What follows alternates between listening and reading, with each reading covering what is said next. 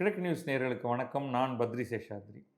Twitter அல்லது எக்ஸ்.காம் அதிலே மத்திய நிதியமைச்சர் நிர்மலா சீதாராமனுக்கும் தமிழக முதல்வர் திமுகவின் தலைவர் மு.க.ஸ்டாலினுக்கும் இடையே ஒரு பெரிய போராட்டம் நெல்லை மையப்படுத்தி இருக்கிறது. அது என்ன அப்படிங்கிறத பார்த்துருவோம்.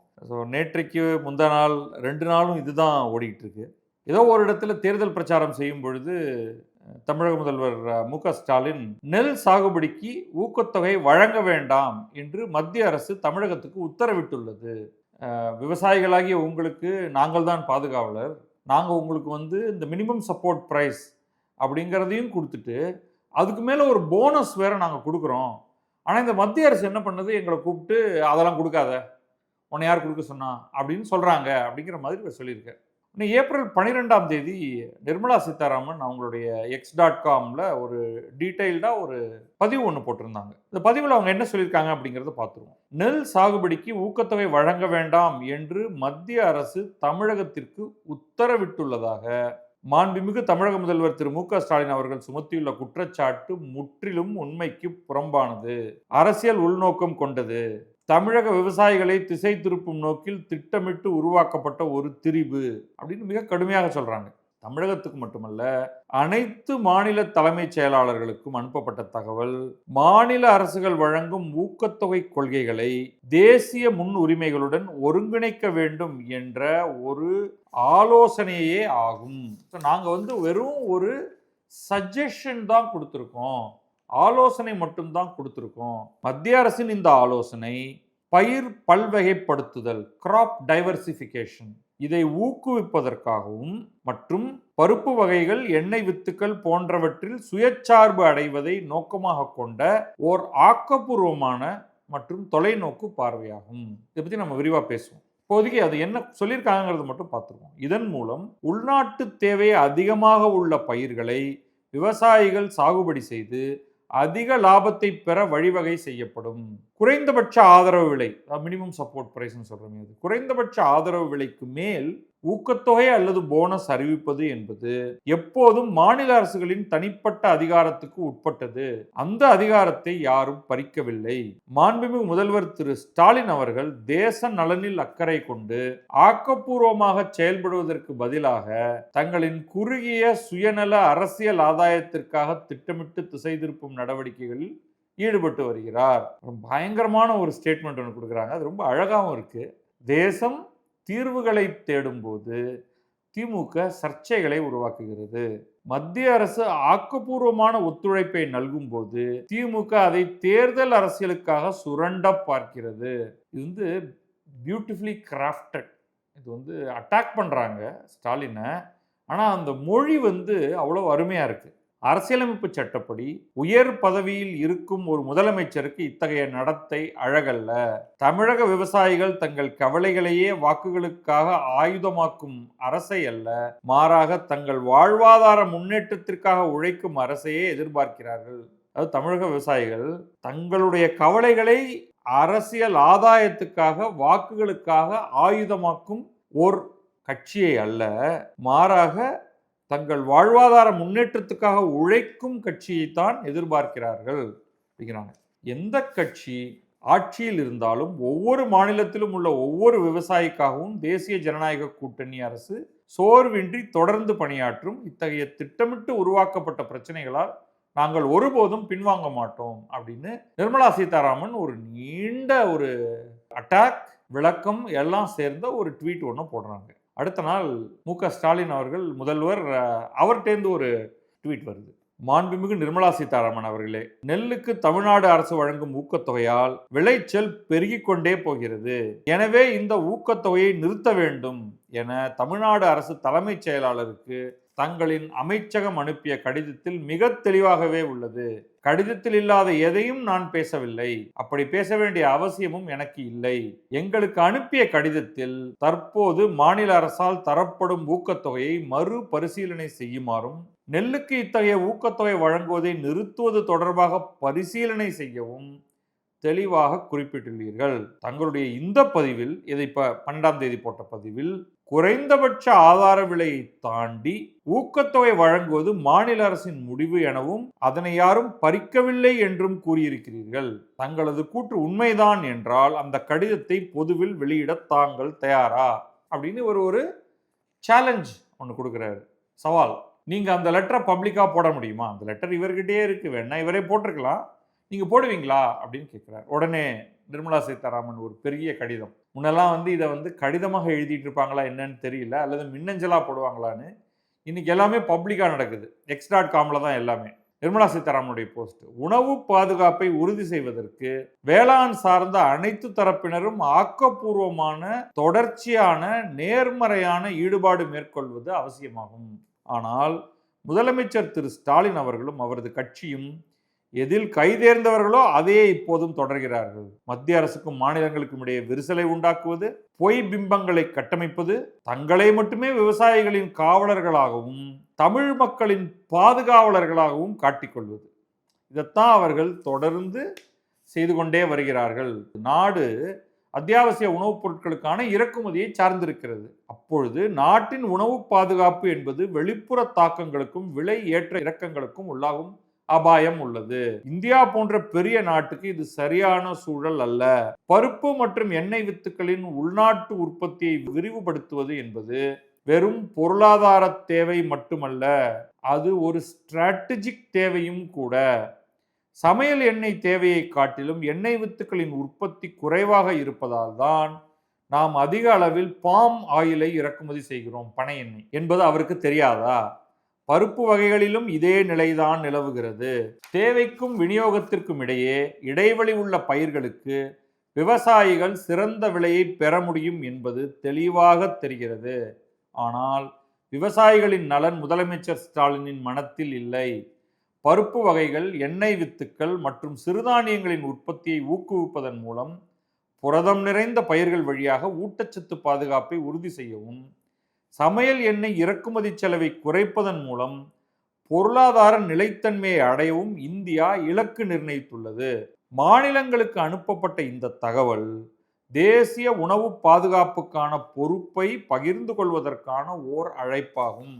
அரசியல் வேறுபாடுகளை கடந்து பெரும்பாலான மாநில அரசுகள் இதை புரிந்து கொண்டு கூட்டுறவு கூட்டாட்சி தத்துவத்தின் அடிப்படையில் தான் செயல்படுகின்றன. ஆனால் முதலமைச்சர் ஸ்டாலின் மட்டுமே இதை ஓர் சர்ச்சையாக்கி ஆதாயம் தேட பார்க்கிறார். நீர் அதிகம் தேவைப்படும் உபரி பயிர்களுக்கு பதிலாக இந்தியாவிற்கு உண்மையில் தேவைப்படும் அத்தியாவசிய பயிர்களை உற்பத்தி செய்வதில் மத்திய மற்றும் மாநில அரசுகள் இணைந்து செயல்படும் போது மட்டுமே உண்மையான உணவு இறையாண்மை சாத்தியமாகும். மத்திய அரசுக்கு எதிரான வெற்று பேச்சுகளில் நேரத்தை வீணடிப்பதற்கு பதிலாக பருப்பு மற்றும் எண்ணெய் வித்துக்களில் நம்மை சுயசார்பு கொண்டவர்களாக மாற்றுவதை விடுத்து வெளிநாட்டு நலன்களுக்கு ஏன் வாய்ப்புகளை வழங்குகிறார் என்பதை பற்றி தமிழக மக்களுக்கு முதலமைச்சர் ஸ்டாலின் விளக்கம் அளிக்க வேண்டும். அனைத்து மாநிலங்களுக்கும் செலவினத்துறை செயலாளர் எழுதிய கடிதத்தை வெளியிடுமாறு முதல்வர் திரு ஸ்டாலின் சவால் விடுவது ஆச்சரியம் அளிக்கிறது. அந்த கடிதம் ஏற்கனவே அவரிடம் உள்ளது. அவர் அதை திட்டமிட்டே தவறாக சித்தரிக்கிறார். அது அவர் தரப்பு வாதத்துக்கு வலு சேர்த்திருந்தால் அவரே அதை வெளியிட்டிருப்பார். ஆனால் அவர் அதை செய்யவில்லை. இத்தகைய சவால்களை விடுப்பதன் மூலம் அவர் வெற்று வீரத்தையே வெளிப்படுத்துகிறார். இந்த கடிதத்துக்கான இணைப்பை வழங்குவதில் எங்களுக்கு எந்த தயக்கமும் இல்லை. தேச நலனில் துளியும் அக்கறை கொண்ட எந்த ஒரு முதலமைச்சரும் இத்தகைய ஆக்கப்பூர்வமான ஆலோசனையை வரவேற்றிருப்பார்கள். ஆனால் திரு ஸ்டாலின் அவர்கள் ஒரு பயனுள்ள ஆலோசனையை திட்டமிட்டு ஒரு குறையாக சித்தரிக்கிறார். ஏனெனில் திமுகவை பொறுத்தவரை இந்தியாவின் உத்தி சார்ந்த, அதாவது ஸ்ட்ராட்டஜி சார்ந்த தேவைகள் ஒரு பொருட்டல்ல, அரசியல் ஆதாயம் தேடுவது மட்டுமே அவர்களின் நோக்கம் அப்படின்னு கண்ணாபின்னான மு.க. ஸ்டாலினை திட்டிட்டு அந்த லெட்டரை அவங்க காப்பியை ரிலீஸ் பண்ணியிருக்காங்க. இது ஜனவரி 9, 2026 வெளியிடப்பட்டிருக்கிறது. அது எக்ஸ்பெண்டிச்சர் செக்ரட்டரி, வரவினத்துறையோடைய செயலாளர், அவர் அனுப்பியிருக்காரு. அப்பொழுது தலைமைச் செயலராக இருந்த முருகானந்தம்க்கு இந்த கடிதம் அனுப்பியிருக்காரு. அதுல என்னென்ன இருக்கு அப்படிங்கிறத பார்த்துருவோம். இதை பத்தி நம்ம நிச்சயமாக பேச போறோம். தெளிவா என்ன சொல்றாருன்னா, மினிமம் சப்போர்ட் பிரைஸ் ஒவ்வொரு பயிருக்கும் குறைந்தபட்ச ஆதாய ஊதியம் அப்படிங்கிறத நாம் குறைந்தபட்ச ஆதாய விலை அப்படிங்கிறத ஒவ்வொரு ஆண்டும் நாம் கொடுக்குறோம். இது எதுக்காக கொடுக்குறோம் அப்படிங்கிறத அவர் தெளிவாக சொல்கிறாரு. இந்த அளவுக்காவது பணம் அவர்களுக்கு கிடைக்க வேண்டும்.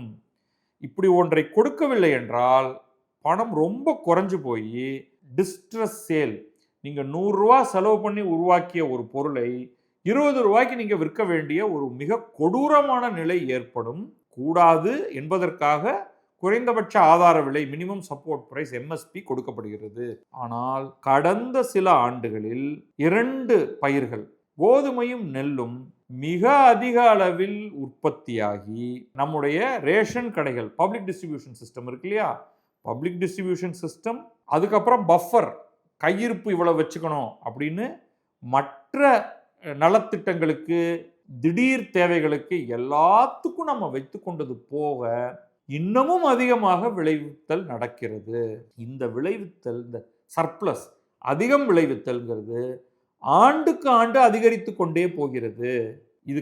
இது அத்தனையும் வாங்குகிறேன் என்று நீங்கள் சொல்லி குறைந்தபட்ச ஆதார விலையை கொடுத்து அதற்கும் மேல போனஸ் அடுத்த செக்ஷன்ல வருது கொடுக்கும் பொழுது அது பப்ளிக் எக்ஸ்செக்கருக்கு, அரசின் கஜானாவுக்கு பெருத்த செலவை ஏற்படுத்துகிறது.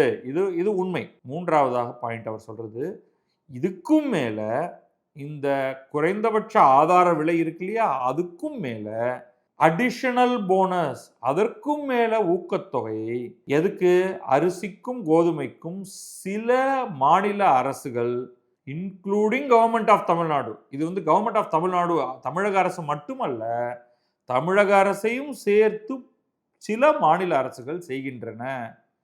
இதனால என்ன ஆகுறதுன்னா, குறைந்தபட்ச ஆதார விலை வருது, அதுக்கு மேல ஊக்கத்தொகை வருதுன்னா இன்னும் நிறைய பேர் நெல்லையும் கோதுமையும் பயிர் செய்கிறார்கள். தமிழகத்தை பொறுத்தவரை கோதுமை பயிர் செய்வது முடியாது, அதனால நெல்லை அதிகமாக பயிர் செய்கிறார்கள்.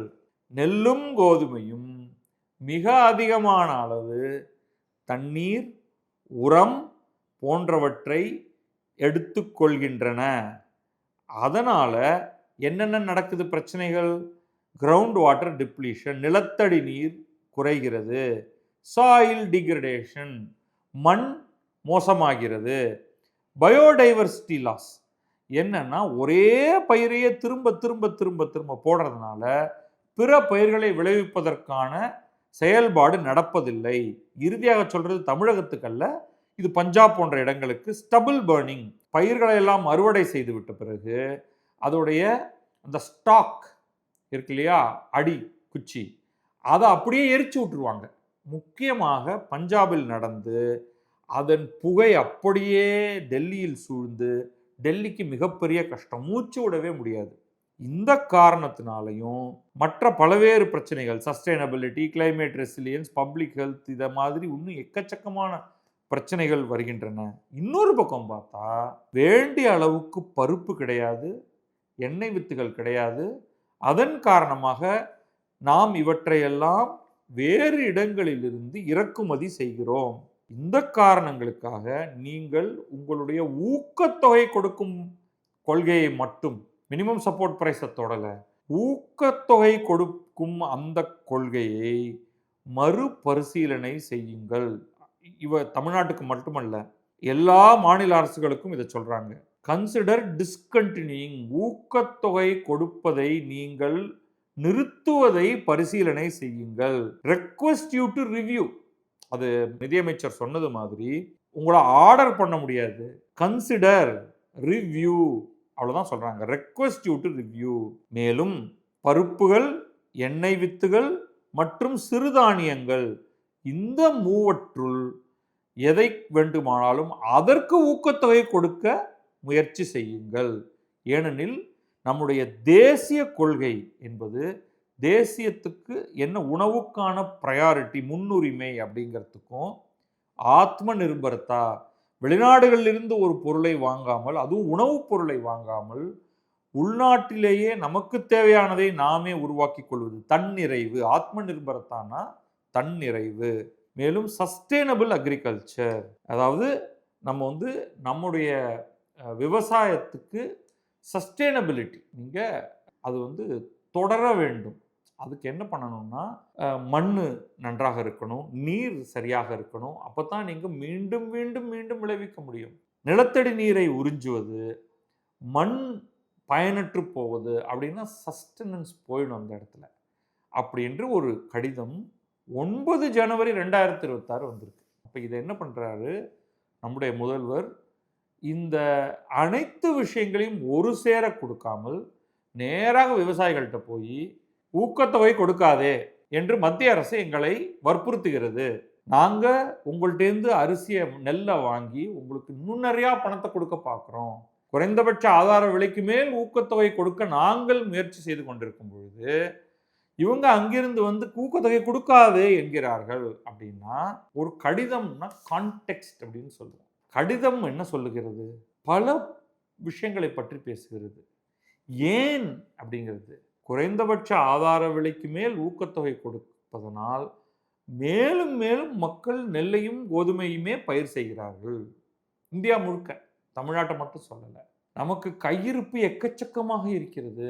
உபரி என்பது அதிகமாகிக் கொண்டே போகிறது. ஒரு பக்கம் 2 பொருள், கோதுமை, நெல், உபரி அதிகமாகிக் கொண்டே போகிறது. ரேஷன் கடைக்கு கொடுத்தது போக, பஃபர் ஸ்டாக் வச்சுக்கிட்டது போக, கண்டின்ஜென்சிக்கு வச்சுக்கிட்டது போக, இன்னும் நிறையா வந்துட்டு இருக்கு. இன்னொரு பக்கம் பருப்பு, எண்ணெய் வித்து வெறும் அரிசியை சாப்பிட முடியுமா? முடியாது. இத்தனைக்கும் நம்ம வந்து இன்னொரு பக்கம் மில்லட்ஸ், சிறுதானியங்களை ஊக்குவிக்கவும் முயற்சி செய்து கொண்டிருக்கிறோம். அப்போ அதுக்கு மினிமம் சப்போர்ட் பிரைஸ் கிடையாது, ஊக்கத்தொகை கிடையாது. அப்போ மாநில அரசிடம் கையில் இருக்கக்கூடிய ஊக்கத்தொகை இவ்வளோதான் பணம் இருக்கு, அதை கொஞ்சம் மற்றதை நோக்கி நகர்த்துங்கள். முக்கியமாக பருப்பை நோக்கி நகர்த்துங்கள், எண்ணெய் வித்துக்களை நோக்கி நகர்த்துங்கள். இப்போ எள்ளு பயிர் பண்ணால் நல்லெண்ணெய் கிடைக்கும், இல்லை சூரியகாந்தி விதைகளை பயிர் பண்ணால், சூரியகாந்தி செடியை பயிர் செய்தீர்கள் என்றால் உங்களுக்கு சன்ஃப்ளவர் ஆயில் கிடைக்கும். அரிசியிலிருந்து கூட அந்த நெல்லுடைய மேலே இருக்கக்கூடிய உமியிலிருந்தும் தவிட்டிலிருந்தும் ரைஸ் பிரான் ஆயில் அப்படின்னு செய்கிறாங்க. பட் அதில் குவான்டிட்டி அவ்வளோவா வராது. உங்களுக்கு பலவிதமான வகையில் எண்ணெய் வித்துக்களை பயிர் செய்வதன் மூலமாக எண்ணெய் அப்படிங்கிறது, சமையல் எண்ணெய் ஒரு மிகப்பெரிய குறைபாடாக இருக்குது நமக்கு. அப்போ இது வேறு விதத்தில் பார்க்கும்பொழுது இது வந்து ஒரு பேலன்ஸ்டு ஃபுட் அப்படின்னு சொல்லுவோம். எண்ணெய் அப்படிங்கிறது வந்து ஃபேட், கொழுப்பு சத்து கொடுக்குது. பருப்பு என்பது புரதச்சத்தை கொடுக்கிறது. கோதுமையும் அரிசியும் வெறும் கார்போஹைட்ரேட், மாவுச்சத்தை மட்டும் கொடுக்கும். அந்த வெறும் மாவுச்சத்தை மட்டும் கொடுப்பதனால உங்களுக்கு டயபெட்டிஸ் போன்ற நோய்கள் அதிகமாக வருகின்றன. இன்னைக்கு இந்தியாவிலேயே டயபெட்டிஸ் மிக அதிகமாக இருக்கக்கூடிய மாநிலம் அப்படின்னு பார்த்தா தமிழகம் தான். ஏதோ ஒரு காலகட்டத்தில் அந்த பேலன்ஸ்டு ஃபுட் அப்படிங்கிறத விட்டுட்டு நம்ம அதிகமாகவே அரிசி சாப்பாட்டை நோக்கி போய்விட்டோம். நான் என்னிடமிருந்து ஆரம்பித்து நான் எல்லாரையுமே குறை சொல்கிறேன். இப்போ தான் திரும்ப பேலன்ஸ் கொண்டு வரணும், பருப்பு சத்து வேண்டும், புரதம் மட்டும் போதாது, கொழுப்பு சத்து வேண்டும், ஒரு பேலன்ஸ் இருக்கணும். யாரெல்லாம் முட்டை சாப்பிடுகிறீர்களோ அவர்கள் முட்டை சாப்பிடுங்கள், யாரெல்லாம் இறைச்சி சாப்பிடுகிறீர்களோ இறைச்சி சாப்பிடுங்கள். அப்போ மொத்தமாக உங்களுக்கு இது எல்லாமே உங்கள் உணவில் இருக்க வேண்டும். மாவுச்சத்து இருக்க வேண்டும், புரதச்சத்து இருக்க வேண்டும், கொழுப்பு சத்து இருக்க வேண்டும். இதுதான் விஷயம். அப்போ இவங்க வந்து இந்த என்டையர் ப்ராசஸ் ஆஃப் அக்ரிகல்ச்சர், விவசாயம் என்பதில் ஒரு பேலன்ஸ் இருக்க வேண்டும், பன்மை இருக்க வேண்டும். எதுக்கெடுத்தாலும் பன்மை பற்றி பேசிட்டு இருக்காரு. இன்னைக்கு கூட பேசியிருக்கார் நம்முடைய முதல்வர் அம்பேத்கர் ஜெயந்தியை பற்றி சொல்லும் பொழுது. இப்போ பயிரிலும் பன்மை வேண்டும், அவ்வளோதான் சொல்லியிருக்காங்க. ரொம்ப ஒரு மீனிங்ஃபுல்லான ஒரு சஜஷன். ஆனால் கான்டெக்ஸ்ட்டை மறைச்சு எல்லாத்தையும் வெட்டி நேரடியாக போய் விவசாயிகள்கிட்ட போய், அப்பா உனக்கு நாங்கள் போனஸ் கொடுத்துட்ருக்கோம், கொடுக்காதுன்ட்டாங்க, நிறுத்த சொல்லிட்டாங்க அப்படின்னா அது எந்த விதத்தில் நியாயம்? அப்போ இது ஒரு விதத்தில் நமக்கு நல்லது என்னன்னா, இந்த பேக் அண்ட் ஃபோர்த்னால இந்த ஒரு விஷயத்தை பற்றி பேச வைத்திருக்கிறார்கள். நிஜமாகவே நாம் வந்து இன்றைக்கு நம்முடைய அந்நிய செலாவணி கையிருப்பு ஓரளவுக்கு நன்றாகவே இருந்தாலும் கரன்சி ரேட் ஃப்ளக்சுவேஷன் இருப்பதனால நாம் வெளிநாடுகளிலிருந்து பருப்பை பெறுவது, எண்ணெய் வித்துக்களை பெறுவது, அதற்கு பிறகு இங்கே எண்ணெயை ஆட்டுவது அப்படிங்கிறது வந்து நமக்கு நல்லதல்ல. இந்த எண்ணெய் வித்துக்கானது, அது எள்ளாக இருக்கட்டும், கடலையாக இருக்கட்டும், இதெல்லாம் வந்து பயங்கரமாக தண்ணீரை உறிஞ்சாத ஒன்று. அப்போ என்ன ஆகும் உங்களுக்கு? அதை விளைவிப்பதன் மூலம் உங்களுக்கு வரக்கூடிய பணமும் கொஞ்சம் அதிகமாக கிடைக்கும். இதை நன்றாக தெரிந்து கொண்டு தான் மத்திய அரசு இப்படி சொல்கிறது.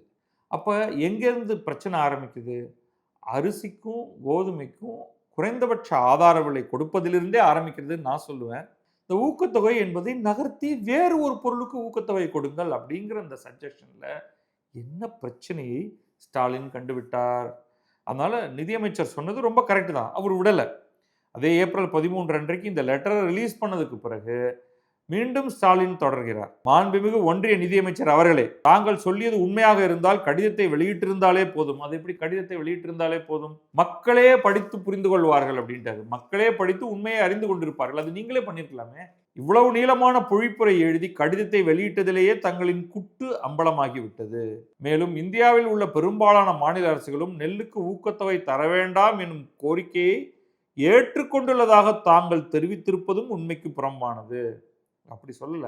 பெரும்பாலான மாநில அரசுகளும் இதை பற்றி புரிந்து கொள்ள ஆரம்பித்திருக்கிறார்கள்.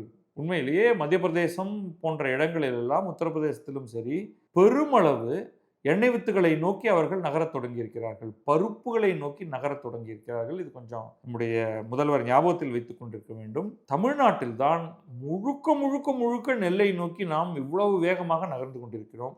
அதுதான் சரியல்ல. கடந்த பிப்ரவரி மாதம் மாண்புமிகு கேரள முதலமைச்சர் தோழர் பினராயி விஜயன் இது குறித்து வெளியிட்ட பதிவே இதற்கு சாட்சி அப்படின்னு அவர் வேலிக்கு ஓனானை சாட்சியாக அழைத்திருக்கிறார்.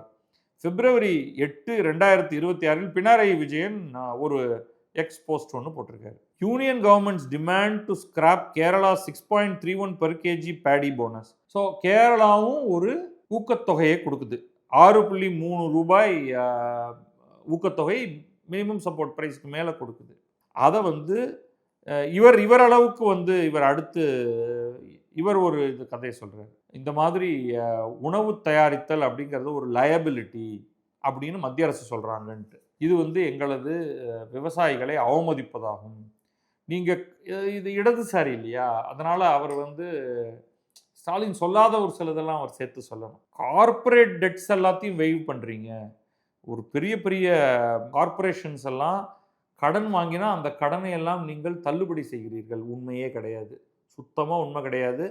இது பல காலங்களாக இவங்க சொல்லிட்டு வந்துட்டு இருக்கக்கூடிய இடதுசாரிகளுக்கே உரித்தான பொய். அது கொஞ்சோண்டு ஊக்கத்தொகையை நம்முடைய விவசாயிகளுக்கு கொடுக்கறதுக்கு நீங்கள் அனுமதிக்க மாட்டீங்களா அப்படின்னு ஒரு தியேட்ரிக்ஸ்க்கு போயிட்டார், ட்ராமாவுக்கு போயிட்டார். அதனால் இது எல்லாத்தையும் நீங்கள் பண்ணுறதுக்கான காரணம் என்ன? இப்போ அமெரிக்காவோட ஏன்னா அந்த சமயத்தில் இந்த அமெரிக்கா டேரிஃப் போன்ற விஷயங்கள்லாம் நடந்துகிட்டு இருந்தது. அப்போ இந்த ஈரான் மேலே குண்டுகள் போட ஆரம்பிக்கல. பிப்ரவரி 6 அப்படின்னா 28 தானே ஈரான் போரெல்லாம் நடக்க போகிறது. அப்போ இந்த டேரிஃப் பற்றின டிஸ்கஷன் நடக்கிறதுனால உடனே இவர் அந்த இடத்துல ஒரு கொக்கி ஒன்று போடுறாரு. அப்போ நீங்கள் இந்தியாவை அமெரிக்க மார்க்கெட்டுக்கு தயாராக்குறீங்க, அதுக்காக தானே இதெல்லாம் பண்ணிட்டு இருக்கீங்க அப்படின்ட்டு. உண்மையிலேயே நாம் கனடாவிலிருந்து பருப்புகளையும் எண்ணெய் வித்துகளையும் எக்கச்சக்கமாக நம்ம கொண்டு வரோம். இன்ஃபேக்ட் அவங்க கனடாலேயே அவங்க டிஸ்கஷனே என்னன்னா, இந்தியா தனக்கு தேவையான அளவுக்கு பருப்புகளை உருவாக்குவதில்லை. இத்தனைக்கும் கனடா போன்ற இடத்துல பருப்பெல்லாம் யாரும் சாப்பிட்றதே கிடையாது. எண்ணெய் வித்துகள் அவங்களுக்கு ஓரளவுக்கு எண்ணெய் பயன்படுத்துகிறாங்க. கெனோலா அப்படிங்கிற ஒரு ரொம்ப ரொம்ப ஒரு ஃபேமஸான ஆயில் அங்கே உருவாகக்கூடிய ஒன்று. அவங்க என்ன சொல்கிறாங்கன்னா, இந்தியா இருக்குப்பா, அடுத்து பல பல பல ஆண்டுகளுக்கு அவங்க பருப்பும் எண்ணெய் வித்துகளும் அவங்க உருவாக்கவே போவதில்லை அவங்களுக்கு வேண்டிய அளவுக்கு. அதனால் நமக்கு நல்ல மார்க்கெட் இருக்குது, நிலம் நம்மகிட்ட நிறையா இருக்குது, ஆட்கள் குறைவாக இருக்காங்க, இங்கே நிறையா எண்ணெய் வித்துகளையும் பருப்பையும் பயிர் செய்வோம், அது எல்லாத்தையும் கொண்டு போய் இந்தியாவில் விற்போம் அப்படின்னு. இன்றைக்கு அதுதான் நடந்துகிட்டு இருக்கு. இந்தியா அமெரிக்காவிடமிருந்தும் மலேசியாவிடமிருந்தும் கனடாவிடமிருந்தும் பருப்பையோ எண்ணெய் வித்துகளையோ வாங்கக்கூடாது, இங்கே பயிர் செய்ய வேண்டும். இங்கே நாம் உற்பத்தி செய்யக்கூடிய அரிசிக்கு உலகத்தில் மார்க்கெட் கிடையாது. இதுக்கு பல காரணங்கள் இருக்குது. ஜப்பான் அந்த மார்க்கெட்டில் இருக்குது, தாய்லாந்து அந்த மார்க்கெட்டில் இருக்குது, அரிசி மார்க்கெட்டில் இருக்குது. அவங்க உருவாக்கக்கூடிய அரிசியின் தரத்துக்கிட்ட கூட நம்ம வரல. அரிசியை உண்பவர்கள் உலகத்தில் இந்தியாவுக்கு வெளியில் ஒரு சில சின்ன மார்க்கெட் தான் இருக்குது. சீனா ஒரு பெரிய மார்க்கெட், அங்கேயும் நம்முடைய அரிசியை கொண்டு போய் விற்க முடியாது. அவர்கள் எதிர்பார்க்கக்கூடிய தரம் நம்ம ஊரில் கிடையாது. இது சொன்னால் எல்லாருக்கும் கோபம் வந்துடும். இங்கே நம்முடைய விவசாயிகள் உரத்தை அள்ளி தெளிக்கிறார்கள். அவன் ஃபைனல் ஹார்வெஸ்ட் எடுத்து அவன் என்ன அளவுக்கு அதில் உரம் இருக்கிறது அப்படின்லாம் பார்ப்பான். அப்போ நம்முடைய பொருட்களை கொண்டு போய் மற்ற சந்தைகளில் விற்பதும் நமக்கு கஷ்டம். ஏன்னா தரம் பிரச்சனை ஆயிடுது. அவர்கள் எதிர்பார்க்கக்கூடிய அளவுக்கு அதில் பூச்சிக்கொல்லி போட்டிருக்கோமா, அது அந்த லெவலுக்கு கீழே இருக்கா, நம்ம என்ன மாதிரியான உரங்களையும் பூச்சிக்கொல்லிகளையும் பயன்படுத்துகிறோம், நம்ம அதை எந்த மாதிரி அதை பராமரித்து வைக்கிறோம் அப்போ இப்போ நம்ம வந்து என்ன பெருமளவு நமக்கான உணவு தேவையை பார்த்துக்கணும். ஆப்பிரிக்கா போன்ற இடங்களில் வந்து உணவு இல்லை பற்றாக்குறை அப்படின்னா அவங்களுக்கு தரோம். அதிகபட்சம் போனால் நம்மை சுற்றி இருக்கக்கூடிய நாடுகளுக்கு நம்மளால் கொடுக்க முடியும். இப்போ ஸ்ரீலங்காவுக்கு அரிசி வேணா நம்ம கொடுத்து அனுப்புவோம், அவ்வளோதான். நாம் மிக அதிகமாக உற்பத்தி செய்து கொண்டிருக்கக்கூடிய ஒரு பொருள் உலகச் சந்தையில் அதை பெரிதாக விற்க முடியவில்லை. நீங்கள் கோதுமை எல்லாம் எடுத்துக்கிட்டிங்கன்னா அமெரிக்காவோட கம்பீட்டே பண்ண முடியாதுங்க இன்னைக்கு. அவன் வந்து இந்தியா எந்த விலையில் விற்குமோ அதை விட குறைந்த விலையில் அதை விட அதிகமான குவான்டிட்டி அவன் கண்ணாபின்னு விற்கிறான். ஏன்னா அந்த அளவுக்கு அவன் வந்து உற்பத்தி பண்ணிக்கிட்டு இருக்கான். இதெல்லாம் ஞாபகத்தில் வைங்க. உலக சந்தையில் போய் உங்களால் நிற்கவே முடியல இன்னைக்கு. அப்படி இருக்கும் பொழுது நான் நிறையா விளைவிப்பேன், அரிசி தான் விளைவிப்பேன், கோதுமை தான் விளைவிப்பேன், அதுக்கு தரையில் இருக்கிற தண்ணி எல்லாத்தையும் அள்ளிப்பேன், அரசு ஆதார விலை தரணும், குறைந்தபட்ச ஆதார விலை தரணும், அதுக்கு மேலே போனஸ் தரணும், அதுக்கப்புறம் நான் என்ன விளைவிச்சாலும் நீ அதை வாங்கிக்கணும். மார்க்கெட்டை வந்து நான் டிப்ரெஸ் பண்ணவே மாட்டேன். பொதுவாக என்ன நடக்கும், மற்ற எல்லா பொருட்களையும் எடுத்துக்கொள்ளுங்கள். நீங்கள் வந்து வெங்காயத்தை எடுத்துங்க. வெங்காயம் குறைவாக கிடைத்தால் வெங்காயத்தோட விலை மிக அதிகமாக போகும். சந்தைக்கு எக்கச்சக்கமாக வெங்காயம் வந்துருச்சுன்னா 1 கிலோ 2 ரூபா 1 ரூபா அப்படிங்கிற அளவுக்கு போகும். தக்காளி இதே மாதிரி தான். ஆனால் அரிசிக்கு மட்டும் அது கிடையாது. என்ன காரணத்தினாலன்னா இந்த குறைந்தபட்ச ஆதார விலையும் போனஸும் அதுக்கு மேலே வந்துடுறதுனால வாங்கக்கூடியவர்கள் அதை அதற்கு மேற்பட்ட விலையில் தான் விற்க வேண்டும். அதனால் அந்த விலை மேலேயே தான் இருந்துகிட்டு இருக்கு. ஒவ்வொரு ஆண்டும் அரிசியோட விலை அதிகமாகிக்கிட்டே போயிட்டு இருக்கு. இவ்வளவு ப்ரொடக்ஷன் இருந்தும் அரிசியின் விலை ஏன் அதிகமாகிறது? இந்த கேள்வியெல்லாம் கேளுங்க நீங்க. ரைட்? இதில் எக்கச்சக்கமான இஷ்யூஸ் இருக்கு. இதை நம்ம வந்து இந்த மார்க்கெட்டை ஆர்டிஃபிஷியலாக நாம் உருவாக்கி கொண்டிருக்கிறோம். அதனால தான் எனக்கு இந்த குறைந்தபட்ச விலை மீது நிறைய பிரச்சனை இருக்கு. சரி, அப்போ ஊக்கத்தொகையை கொடுக்கக்கூடாதானா? கொடுக்கணும். எதற்கு ஊக்கம் தர வேண்டுமோ அதற்கு ஊக்கத்தொகை கொடுக்க வேண்டும். போனஸ் இங்கே எதற்கு தேவை? பருப்புகளுக்கும் எண்ணெய் வித்துகளுக்கும் தேவை. பருப்பு வகைகளுக்கும் எண்ணெய் வித்துகளுக்கும். அப்போ அதை நோக்கி உங்களுடைய பணத்தை திருப்ப வேண்டுமே தவிர அரசின் பணத்தை ஏற்கனவே மிக அதிக விளைச்சல் காணும் ஒன்றுக்கு மேலும் மேலும் கொடுக்கக்கூடாது. அப்போ விவசாயிகள் தங்களுடைய முறைகளை மாற்றிக்கொள்ள வேண்டும். இதை நீங்கள் இல்லை நாங்கள் வந்து இதை முழுக்க இதை நாங்கள் வந்து அரசியலாகத்தான் மாற்றுவோம் அப்படின்னு சொன்னால் இந்த நாடும் நாட்டு மக்களும் நாசமாக போகட்டும் அப்படின்னு தான் நம்ம சொல்லி முடிக்க முடியும். இதில் சரியான அப்ரோச் வரும் பொழுது அதை எடுத்துக்காம அதை அரசியல் செய்கிறார் மு.க. ஸ்டாலின் என்று நிர்மலா சீதாராமன் சொல்வது மிகச்சரி. இந்த இடம் பாருங்க, தேசம் தீர்வுகளை தேடும் பொழுது திமுக சர்ச்சைகளை உருவாக்குகிறது. பளிச்சுன்னு சொல்லிட்டாங்க. இதுதான் தலைப்பே. தேசம் தீர்வுகளை தேடும்போது திமுக சர்ச்சைகளை உருவாக்குகிறது. அதுதான் இவங்க பண்ணி வச்சிருக்காங்க. இதை நம்முடைய விவசாயிகள் புரிந்து கொண்டு டெல்டாவில் இருக்கக்கூடியவர்கள் யாருக்கு வாக்களிக்க போகிறார்கள் என்று பார்ப்போம். நன்றி, வணக்கம். நான் பத்ரி சேஷாத்ரி. இது கிழக்கு நியூஸ்.